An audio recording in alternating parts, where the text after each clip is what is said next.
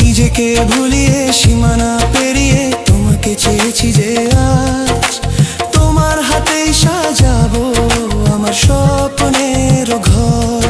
আমি তোমার প্রেমে পড়ে দুনিয়া ভুলে গেছি।